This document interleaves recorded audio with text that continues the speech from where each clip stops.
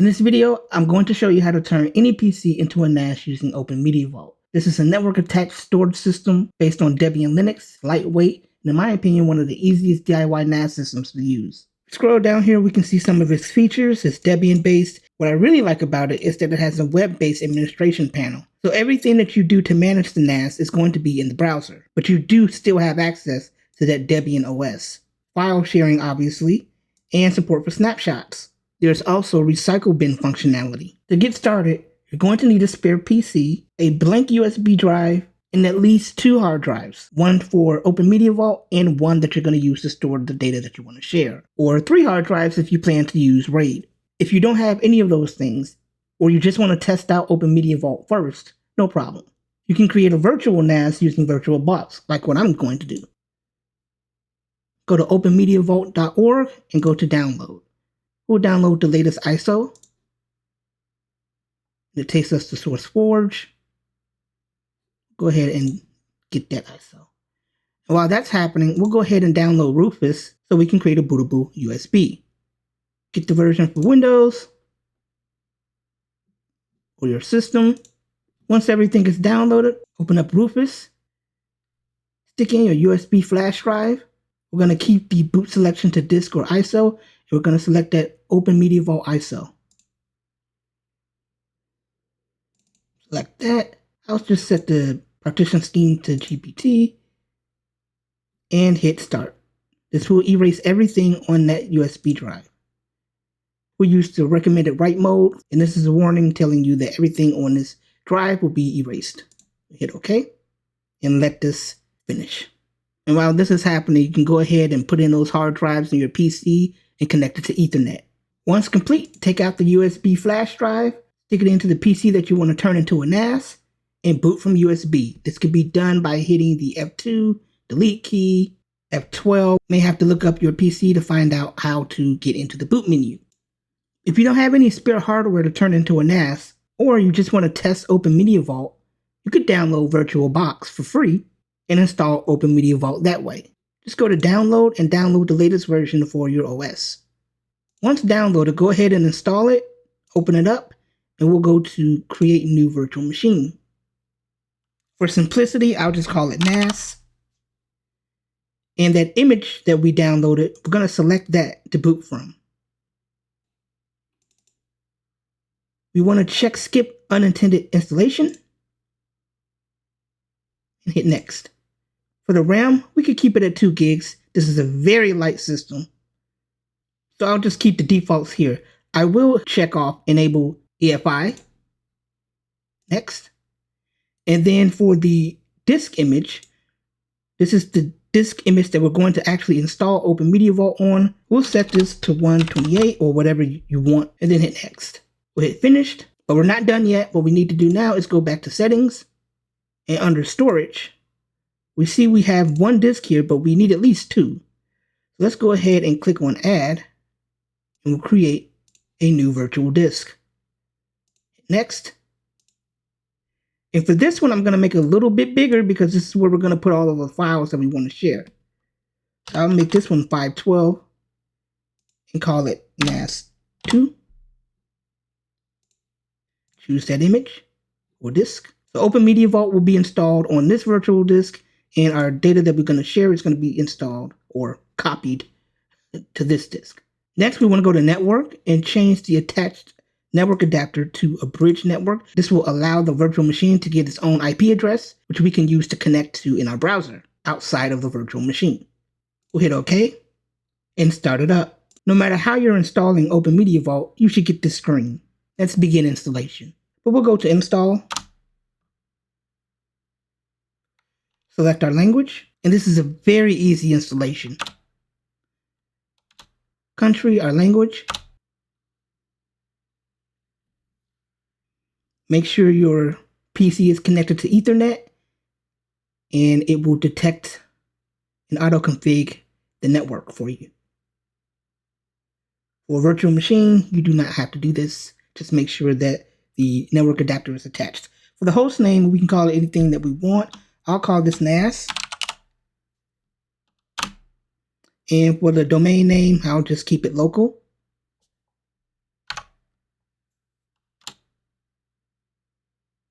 This is the root password that we will need to access the Debian OS. Let's go ahead and set that.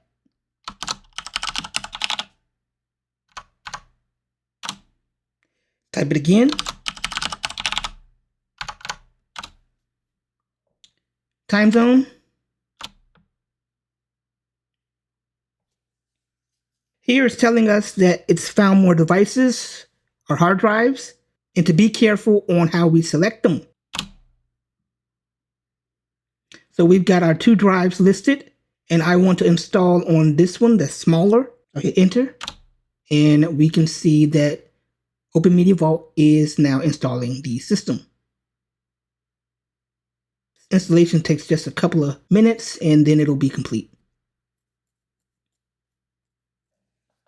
Next, we need to decide where to find packages. And I'm in the US, so I'm going to look for packages in the US. This is all the software and utilities that will be needed for the Debian Linux system. And I'll select debian.org to download from. We can set our proxy. I'll just hit continue on this. Installation is complete. Hit continue.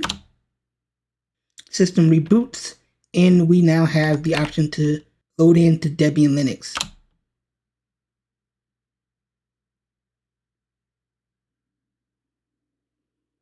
And that's it. We're here. We are at the Debian login screen. We can log into Debian by typing in root for the username and our root passwords that we typed in earlier. And now we're logged into Debian. To log into the web console, just open up our browser, and you want to make sure to copy the IP address, this 912.168 number. Type that into the browser, and it should load up the OpenMediaVault login screen. For the username, you can just type admin, and for the password, it's OpenMediaVault. Hit login. And now we're in. You're going to want to change that password when you get a chance by going up to this little user settings and clicking on change password. Another way to access the dashboard is with the host name and domain that you picked earlier. My host name is NAS and my domain is local, so I'll do nas.local. And this also brings up the dashboard where we can log in.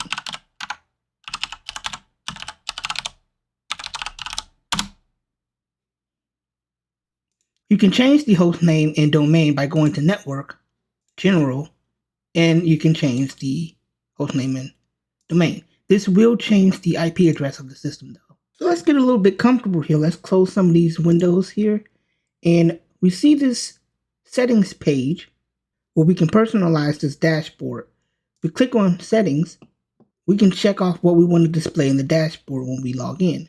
And some of these you can display as a grid or table and hit save. And now we have some information about our system.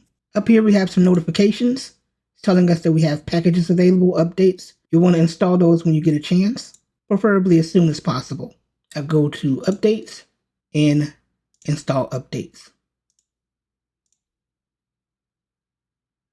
Once those packages are installed, hit close and apply changes. You will get the scary looking screen, but that's just OpenMediaVault updating itself. Give it a little time, just go back to the page and you should be back in. We go back up here, it's saying that we need to reboot the system in order to fully apply those updates. So go ahead and do that. You can go to the power button and reboot. In the Linux terminal, you can just do reboot and it reboots the system. Before we get started sharing files, we need to go ahead and configure our disks. We go down to storage, file systems. We're going to go ahead and hit this plus symbol and create a mount. We can choose between these different file systems. I strongly suggest using BTRFS so that we can enable snapshots. You can select your RAID profile. Since I only have one disk for data, we'll be using a single disk. We can select the drive, in this case the 512 hard disk, and we'll hit save. Close this. We'll select our file system, and this threshold warning will send you a notification if the disk space reaches this amount or more. hit save. And every time you make changes to OpenMediaVault, you're going to have to apply those changes again using the little check mark up here. So we'll hit apply. This will go ahead and create our file system using the 512 virtual disk that we made, or whatever your secondary disk. So that's done. Next, we need to enable file sharing. So we'll go down to services, and we've got NFS, Rsync, SMB, SSH. We'll use SMB. Settings, we'll enable here. We can enable home directories for the users. I'm also going to enable recycle bin, so when files get deleted, they get sent to the recycle bin where they can be retrieved later. So we'll hit save on all of this, apply these changes. Next, let's create some users. Go down to users, and we'll add a user to access these files. Password. Select your shell. I like bash, but you can choose whatever you want or just use the defaults. And save. Hit apply. Now we're ready to create our shared folders. First thing we want to do is go down to storage, shared folders, and create. Call it anything we want. I'll call this one media, put some videos in. Select our file system, or the drive that we want to store this share on. This is going to be the path. Who can read and write to this?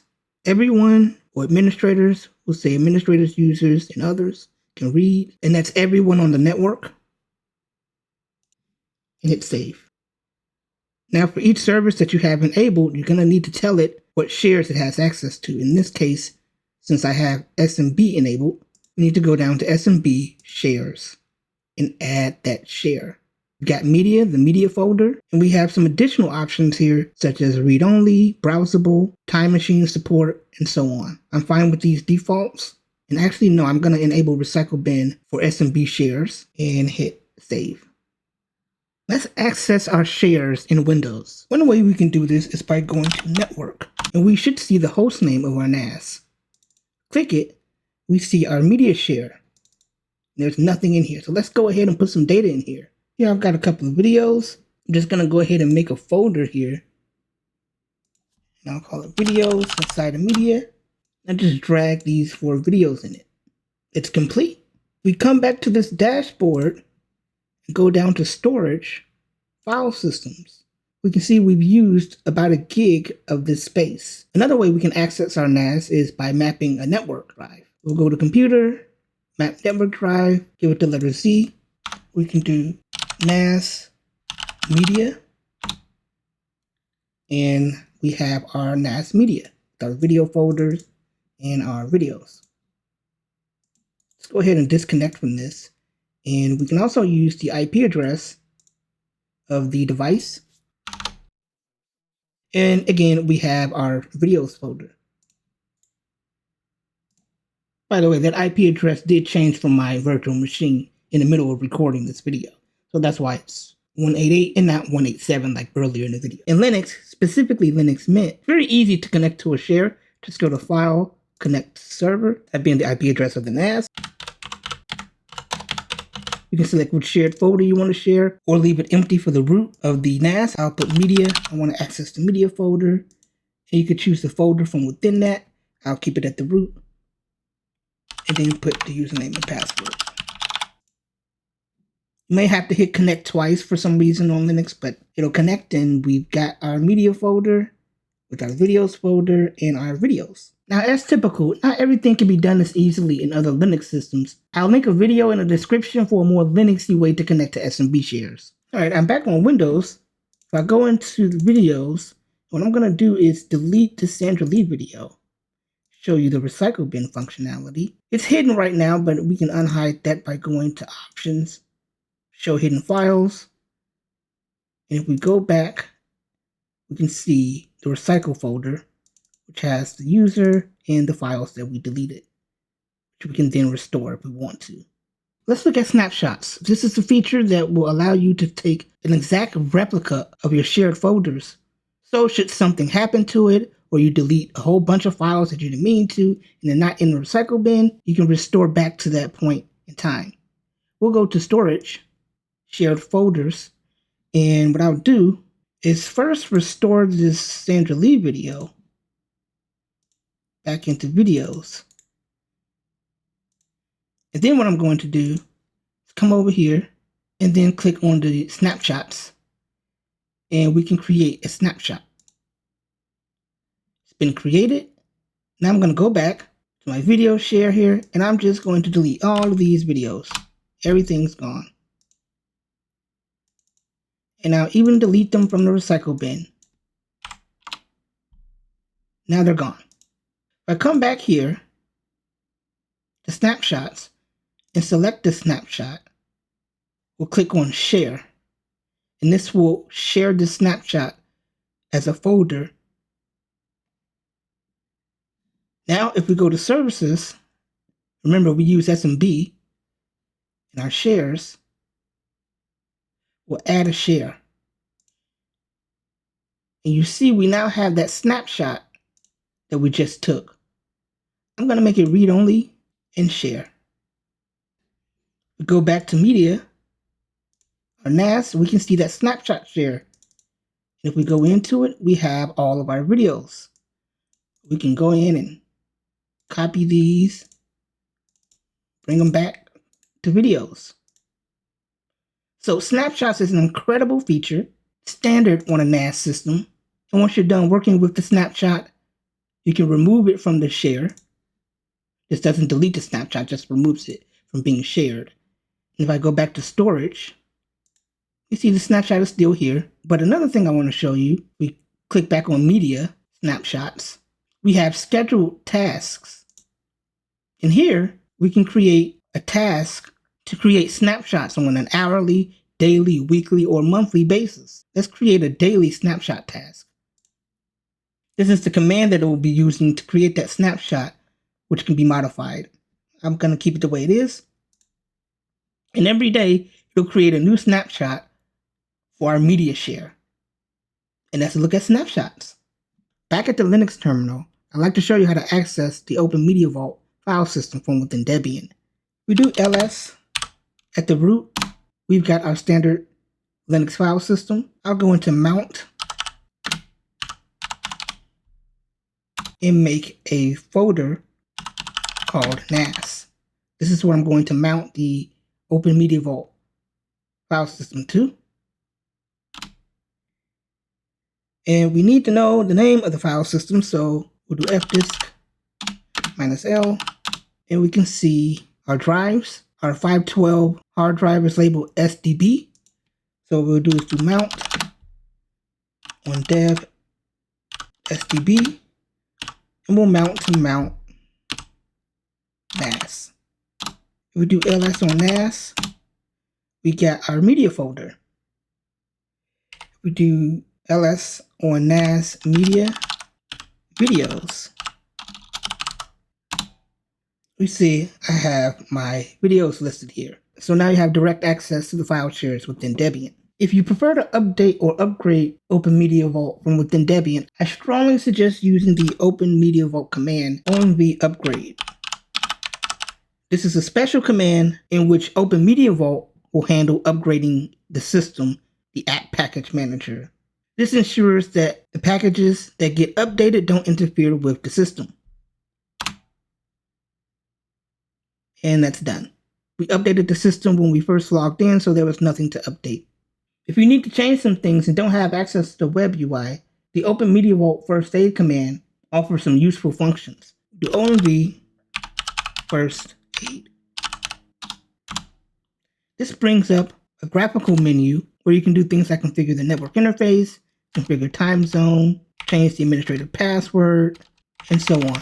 So really useful.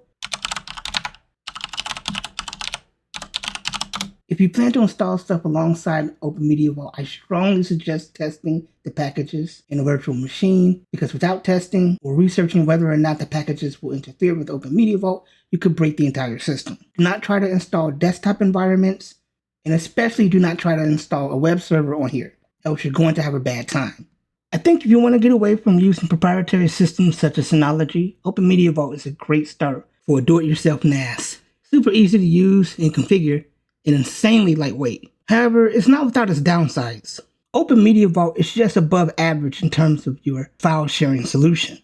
It's got snapshots, support for popular protocols such as SMB, NFS, Rsync, supports RAID, and so on. There's no cloud services baked in, and protocols such as WebDAV are not natively supported. There are plugins for OpenMediaVault, but they're sparse and some can be rather involved. You could install something like Rsync and Rclone, however, for additional cloud backup, and I may do videos on that in the future. If you're not comfortable with direct access to a Linux system, especially one that doesn't have a graphical user interface, OpenMediaVault might not be for you. Overall, though, I think it's a solid NAS OS, so try it out.